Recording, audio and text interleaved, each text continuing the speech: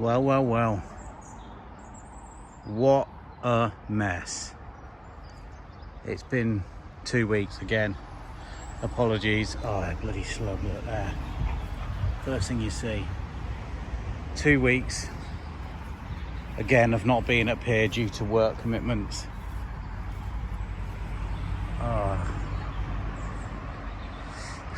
Anyway, let's get on with it. Let's get the mower out.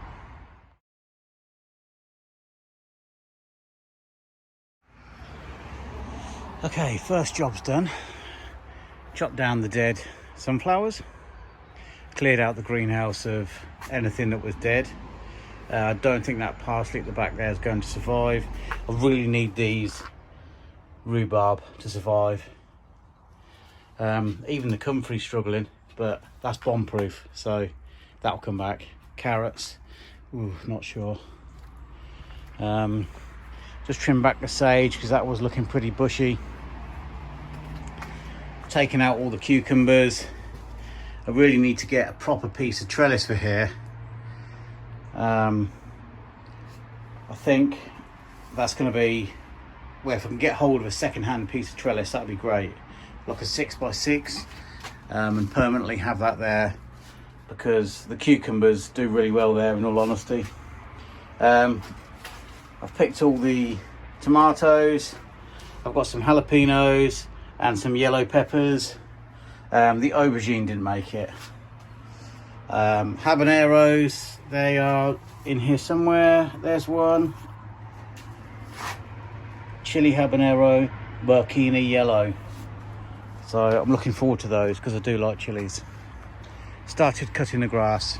I've trimmed back the rhubarb as well. Just that was really struggling. I know it dies off this time of year anyway, or later on in the year, but I've just given it a helping hand. Right, let's get the rest of the grass cut. Okay, that's taken me about an hour to do that. It's really wet and it was really long. So now I need to get amongst the beds and pull out the weeds and harvest some corn and maybe some leeks today. I'll probably leave the tunnels till tomorrow. A lot of the cabbages are ready, actually. You see the Savoy in there. That blew last time. Brussels, yeah, they're getting there. Few drop leaves on there. I need to go and inspect, see what's happening in there. But the Brussels are forming on the stems now. What else have we got? Oh, let's have a little look in this tunnel. Haven't been in here for ages, this one. Ooh, yeah, the roof. These new netting on this one. Let's have a look. Ooh, I think that is a honeyboat squash. Any more squash in here? I don't think there is, you know. Oh, there's a little cabbage under there. Oh, there's a squash forming on the end of that flower, but I fear it may be too late in the season for that. A couple of cabbages, bit of damage on that one there. I'm assuming that's caterpillars. Oh, there's a squash. Oh, there's a couple of squash here, look. It's galloped.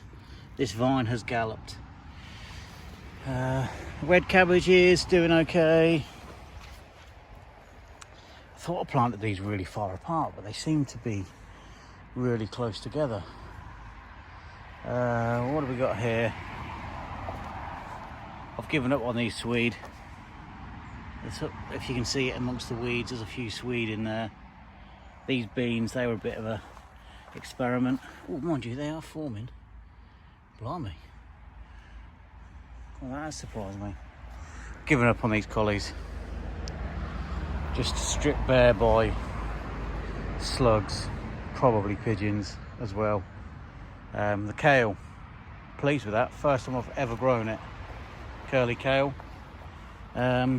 Do I harvest it now? Oh, there's a lot of black fly on it, or white fly even. You can see the flies coming off it, can you? Yeah, sooner I'll get this roof sorted, the better, really. But yeah, it's not as weedy in this tunnel because of the membrane underneath the bark chippings in the proper paths, which is the mistake I made in the middle tunnel which is super weedy. Okay, so let's get on and do a bit more weeding. Joy of joys. Right, I've weeded over, well, pulled out the worst of it. Obviously it still needs loads doing, but of all the vine, there was 1, 2 crown prints. I've got another crown prince there, a pumpkin there. That is supposedly one of the massive 100-weight pumpkins, but very poor. Not sure what this is. Looks like some sort of poor excuse for a butternut squash, or a spaghetti squash, or a honey boat. Not sure. Have I got any more? I think there's one more somewhere. There it is. This is quite a weird looking thing as well. I'm not sure. No idea what that is. Oh, don't know. I think that might be a honey boat. I'm not sure. Maybe my wonderful mother-in-law. Oh, there's another one. Just spotted one. Oh, look at that. Beautiful. Maybe my wonderful mother-in-law can tell me what they are in the comments below. Just pulled out some of this here. The soil's still really good. I'll condition these. I'll put some manure in. I might put some green manure in over the winter, but let's pick some sweet corn. Look at the size of this. It is the fattest cob. What you do when you pick corn, it's the fattest cob I've ever seen. Size of that. All you do is just grab hold of it, pull it down, pull it off the stem.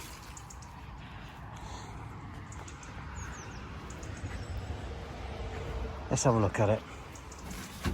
I haven't got my tripod with me today. In fact, I broke it, so I need to get a new one. It's only a cheap and cheerful one. They're about £8, I think. £8 from Amazon or my old faithful eBay. Okay, just peel back some of the layers. I might pick a load of these today and dish them out to the neighbours, I think. Okay. A few there, we're getting there. Now, what's the pollination going to be like?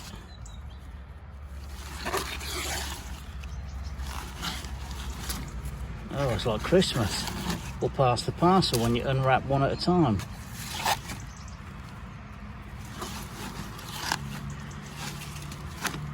Oh, it looks perfect. Look at that. Yeah, that is perfect. Pollination's good.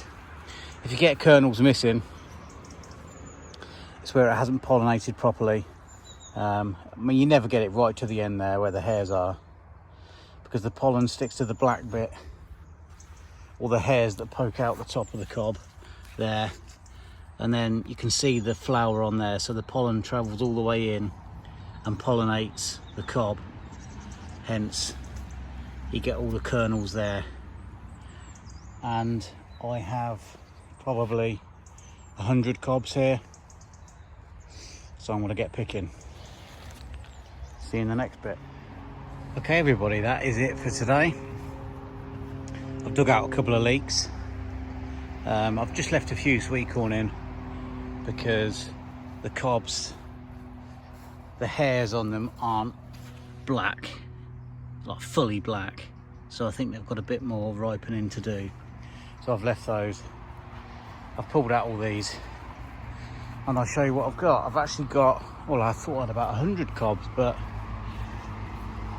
it looks like I've got about 40, 45.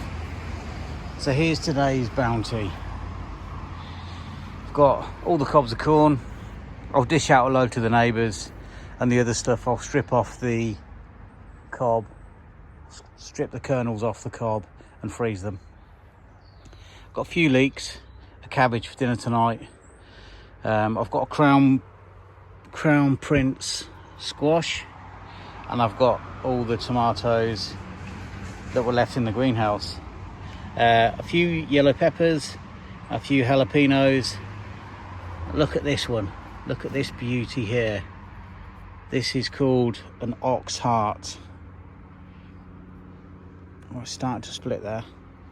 An ox heart tomato, and you can tell why. It is a really good size. That'll be lovely with some mozzarella in a sandwich. Delicious. Right folks, well, I'd like to take this opportunity to thank you all for stopping by, and thank you to everybody who has subscribed, and to all the new subscribers. I really do appreciate it.